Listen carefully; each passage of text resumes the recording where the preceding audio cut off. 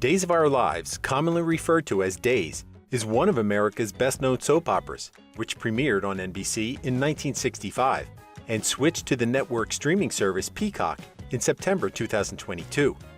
Having aired almost every weekday over 57 years, it boasts the title of being one of the world's longest-running scripted TV program.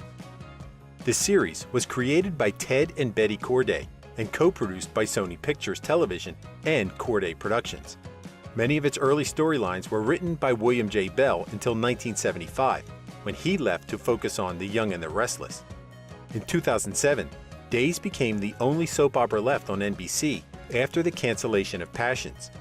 Since the show has switched to Peacock, NBC has become the only Big Three network without a daytime serial. Days is set in the fictional city of Salem and follows the same formula as other soap operas by focusing on two main families, the Horton and the Brady clans. Secondary families include the Kyriakis and the Demiras. Alice Horton, played by Frances Reed, was considered the protagonist of the show as the matriarch of the Horton family. Maggie Horton, played by Suzanne Rogers, has been a regular in Days since August 1973 and is the longest-serving current cast member of an ongoing American soap opera, as well as the show's longest-serving cast member. The show's popularity led to episodes doubling in length from 30 to 60 minutes in April 1975. Days was deemed the most daring drama of the 1970s, as it covered topics that other soap operas considered taboo. It's currently broadcast in many countries around the world, and famous self-confessed fans of the soap opera include Supreme Court Justice Thurgood Marshall and A-list actress Julia Roberts. Maggie Horton, also known as Maggie Simmons, was one of the first characters invented by William Bell and Betty Corday. Despite being introduced to the show as a potential love interest for Mickey Horton, an already established character, in later years she would become an integral part of Days. Suzanne auditioned for the role in July 1973 and caught the attention of Susan Flannery, who portrayed Dr. Laura Horton, and Maggie became a guest character in August 1973. William Bell considered Suzanne the ideal actress for the role, and she was soon described as one of the most energetic women on daytime TV. Maggie, who was crippled after a childhood car accident that left her an orphan, lived on a farm in the countryside. Mickey Horton came to her farmhouse one day and collapsed after asking for food and water. At the time, he believed his name was Marty Hanson and was suffering from memory problems. Starved for company, Maggie took Mickey in and cared for him. In 1974, Maggie and Mickey, still believing he was Marty, married after having been living together on the farm for several months at that point. Mickey began reading about treatments for injuries similar to Maggie's that was being carried out at Salem University Hospital and booked her an appointment for a checkup. Upon visiting the hospital, Maggie saw a photo of Mickey on one of the desks and overheard stories about a patient, Mickey Horton, who disappeared when Marty came into her life. After leaving the hospital, Maggie decided not to tell her husband what she'd overheard, but the Horton family eventually visited the farmhouse after seeing a photo of Mickey in the newspaper. Maggie was determined to stay with Mickey and underwent a grueling operation to regain the use of her legs. She was operated on by Bill, Mickey's brother, but was still unable to walk. At that point, Laura Horton, Bill's current wife and Mickey's ex-wife, explained that her paralysis was no longer physical, but mental. Maggie feared losing Mickey so much that her mind was causing the paralysis. Mickey and Laura officially divorced, and he would marry Maggie in January 1975. Mickey and Maggie were polar opposites. He was a whip-smart lawyer, while she was viewed as a vulnerable farm girl. However, they were one of the most stable couples on the show and overcame many obstacles together. With time, Maggie's character also became much more fleshed out and more than just Mickey's wife. In the first years of their marriage, Maggie felt threatened by Linda Patterson, Mickey's former lover, who was trying to win him back while pretending to be Maggie's friend. Linda sensationally claimed that Mickey was the father of her daughter, Melissa, but her estranged husband revealed that she'd lied. Although Linda would embark on other relationships with Tommy, Mickey's brother, and the super-rich Bob Anderson, whom she would eventually marry, she remained a thorn in Maggie's side. Following the death of Bob Anderson, Melissa ran away from her neglectful mother and was adopted by Mickey and Maggie in 1982 when Linda skipped out on the court hearing. In 1987, Mickey and Maggie's adopted daughter Janice was taken away by her biological mother, Joanna Barnes. Although Janice was eventually found and returned to the couple, Joanna began working in Salem to be close to her daughter. Their relationship took its toll on Maggie, and she began drowning her sorrows in alcohol.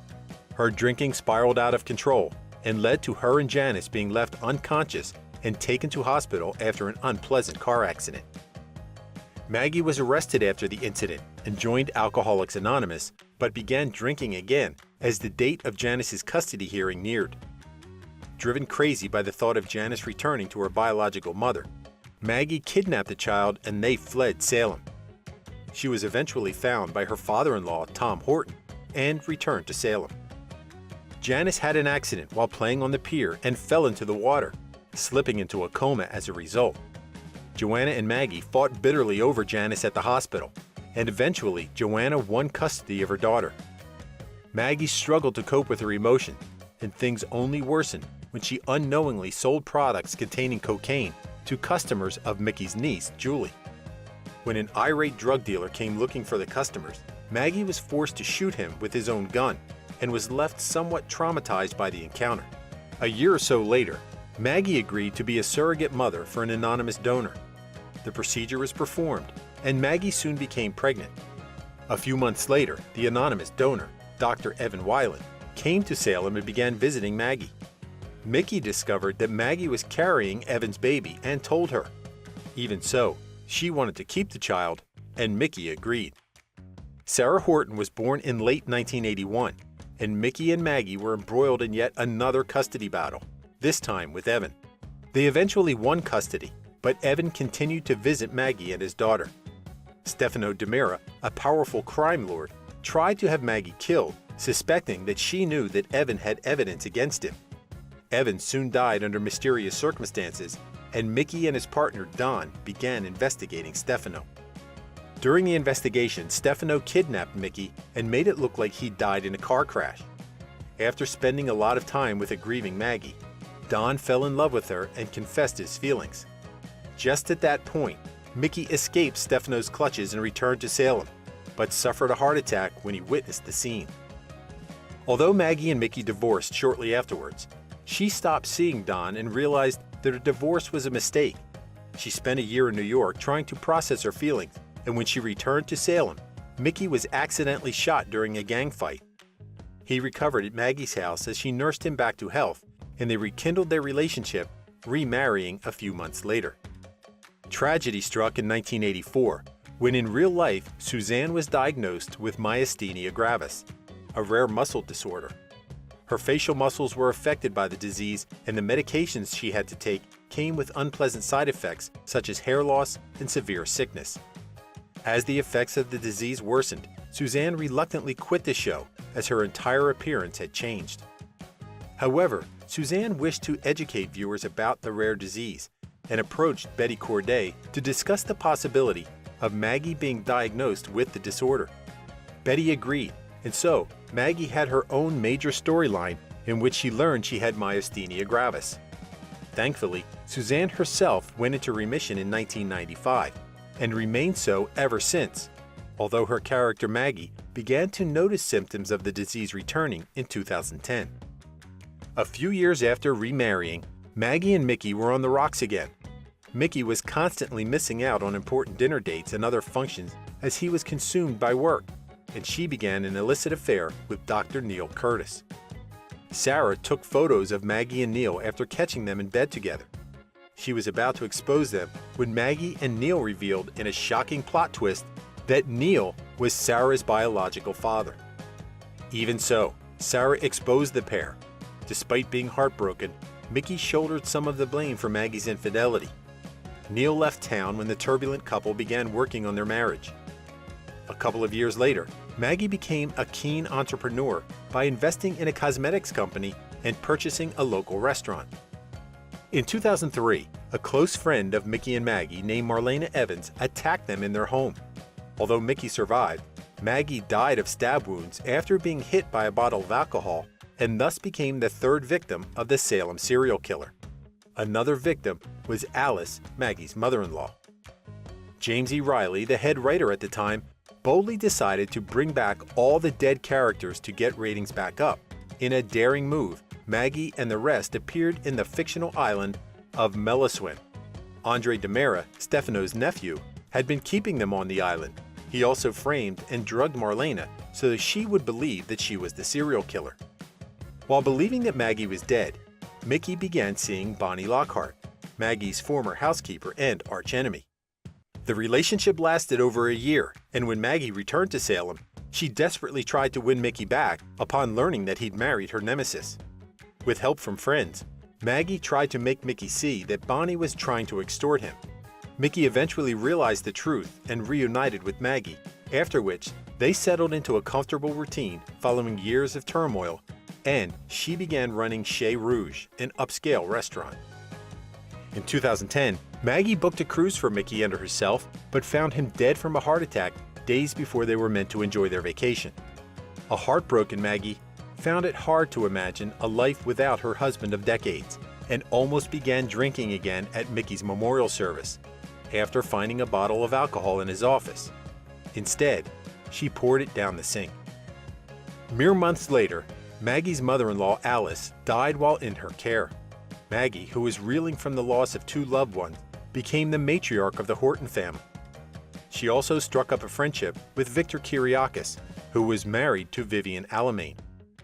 Jealous of their closeness, Vivian plotted to entomb Maggie in a crypt in the family mausoleum, but ended up trapped there herself. After escaping, Vivian entrapped Maggie, who was eventually found by Victor after going missing for several days. While in the hospital, Maggie learned that Victor knew that his wife had been entrapped in the mausoleum and did nothing about it. Victor began courting Maggie and wished to divorce Vivian. She found it hard to overlook his criminal past, but the pair began seeing each other, and Victor proposed in September 2011.